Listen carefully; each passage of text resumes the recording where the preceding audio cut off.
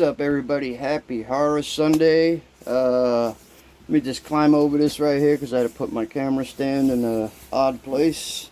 I'm still fooling with lighting. Alright. So what's up, everybody? Happy Horror Sunday. Hope everybody's doing good. We had rain the last couple of days. Yesterday was a really wet day. But it's very enjoyable outside. I'm trying to do a little more outside stuff, like, I don't know, stand in the rain under an umbrella, checking out nature, feeding the squirrels and so forth.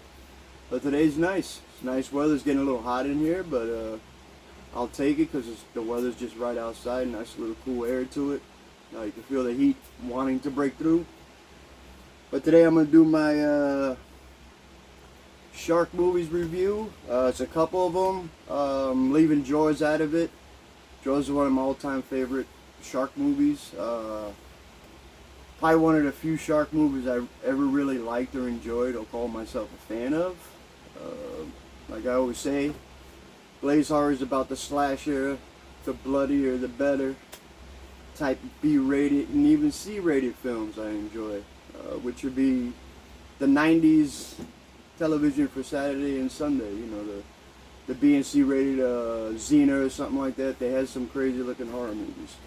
But anywho, let's get down to the video. What we got here? So the one that I recently watched was Open Water. I hope there's no glare on it. So it's Open Water.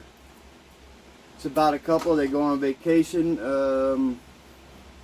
Kind of couple that are always working, so they don't get to see much of each other. So they plan this ocean trip, this tropical getaway, and decide to go scuba diving.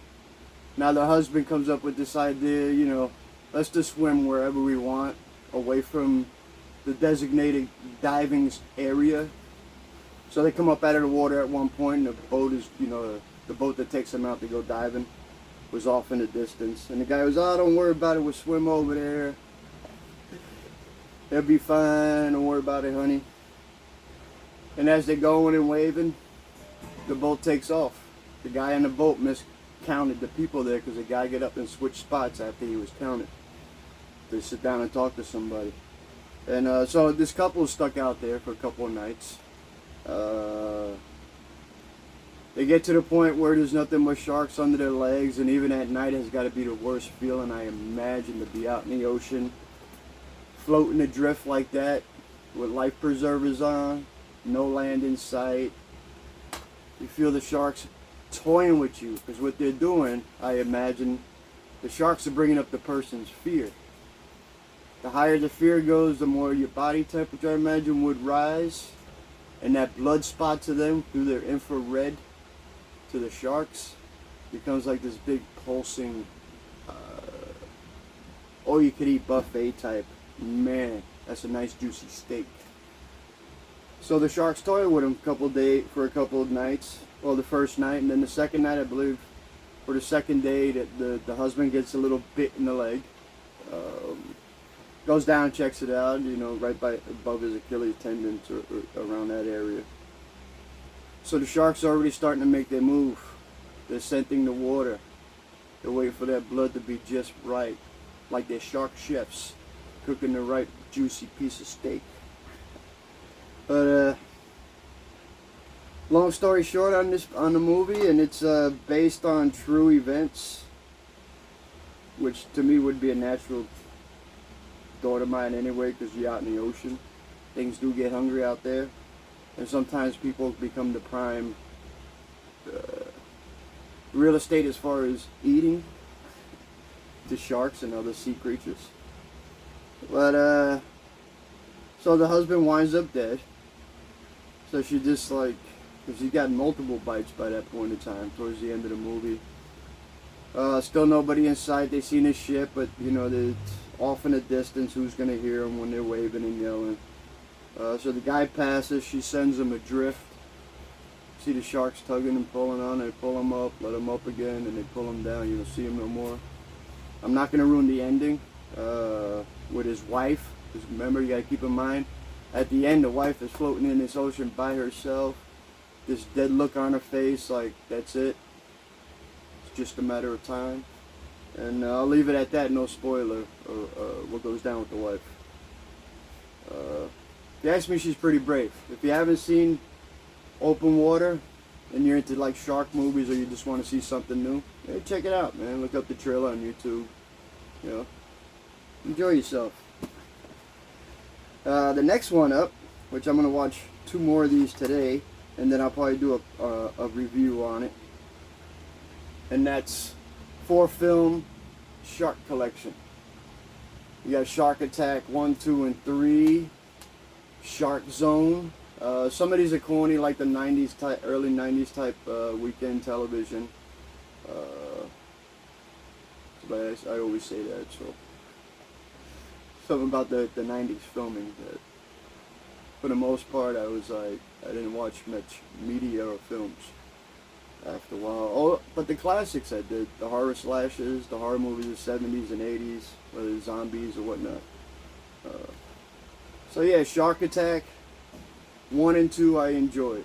If you haven't seen these films, which is, this compilation has Shark Attack 2, Shark Attack 3, Shark Attack 3 is Megalodon, loading. I'm an illiterate. You go easy on me, it's Sunday. And last and not least is Shark Zone. So I'll be watching today, I'm going to watch Shark Attack 3 and Shark Zone. But that image on the back, that's not a fun situation right there. No. Your arm reaching out like somebody's going to help you. Bad news. Alright, so last but not least, the third, or I should say, it turned out to be a franchise, and I'll tell you, after the first one, it got really like, I don't know, but it's just my opinion, so I just don't. And I'll watch the original one right here, every now and then. Watched it the other day, and it's called Deep Blue Sea. It's got a good cast in it. I think that's another reason why I watch it. There's some good shark kills, especially when they get Michael Rappaport. His little twinkling toes as his foot's floating to the bottom. But it's a 1999 film. It's starring Thomas Jane, Samuel L. Jackson, Michael Rappaport. See if you can see the back. I hope there's no glare. And also starring LL Cool J, the hip hop man himself. It's a great movie. It's set on like an oil rig type platform. Scientists are working on these sharks, sort of like military gradable sharks, to be used for underwater missions. The sharks are very smart because they were created, and they use some kind of chemical on them, sort of like shark steroids. But these sharks are really smart. They could jump in and out of water without touching the surface. They ain't got legs. This is in, Piranha 24, where the piranha's walking. They got these big feet, big old people toenails on them. They're running around the shoreline eating people. Ain't none of that. They're stuck in this facility. They got the ocean around them. The sharks got a lot of leeway as far as their end is, because they're in their place. Like I said, they're like militant-minded type species that man created, the government. A helicopter crashes in a storm, knocks out all the power, opens gates to where these sharks just swim around a little more freely. They wind up getting inside, and they make an all-night buffet out of it. Very good. There is some cool kill scenes in it. Like I said, most of the time I'll watch it. I enjoy the kill scenes. It does have the 90s special effects to it. Samuel Jackson is great as usual, which Samuel Jackson got the new Marvel series coming out. If anybody hasn't seen the trailers for those, check that out. It's some kind of spin-off for him, for Nick Fury. But yeah, let me get back to this. LL Cool J is afraid of water, but yet he works on ship because he loves to cook. He's a chef. He's got a parrot he talks to back and forth. Which the parrot is kind of like a smart, smart butt. Becomes a shark snack, which that's a cool scene in the kitchen. The shark chasing around LL Cool J. Good special effects. Like I said, LL Cool J was great in this movie. Yeah, they all were. Samuel, Michael, they were all great. But by the second movie, it was like, yeah, I can't do it, man. And then it kept going. A Shark Attack, the original of all shark movies. After Jaws, this would be my second pick as one of my favorite shark movies, even though I don't watch it as much. Like I said, I'm not big into shark movies. Other than Jaws, Jaws for me has got a nostalgic from when I was a little kid. When it first aired, I got to watch it, so that to me is what Jaws is really about. And Jaws I can put on when I want to fall asleep. And Jaws is one of my favorite, the number one favorite shark movies. But anyway, so yeah, this was my shark review. Like I said, you have the time. You can always view the trailers for each one of these films. If you want, you can even check out the compilation, the shark collection here online. I could pick it up for like $3 or so. Macari has them. People on Macari who sell them. Macari has these on here.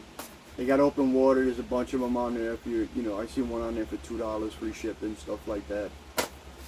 So yeah, that's another thing. You're not too familiar with Macari, and you're into like ordering movies, horror VHS movies, horror paraphernalia. I'm talking posters, this, that, everything, stuff from the 80s. Store stills from the video stores. You walk in, life-size cardboard Freddy or something. But if you're not too familiar with Macari, check it out. They got great deals. You won't get rooked. They won't take your stuff. It's not a shiesty site. The sellers and buyers are well protected on there. You can check out my store on there. I've been doing it the last 3 years. You can find me on Macari.com, on the Macari app, on the Flipping Games. I got a lot of good movies on, a lot of horror movies, and so forth. But yeah, anywho, thank you for tuning into my shark video, and everybody have a safe and productive and a wonderful horror Sunday, and I'll be getting back at you with some more videos. Peace.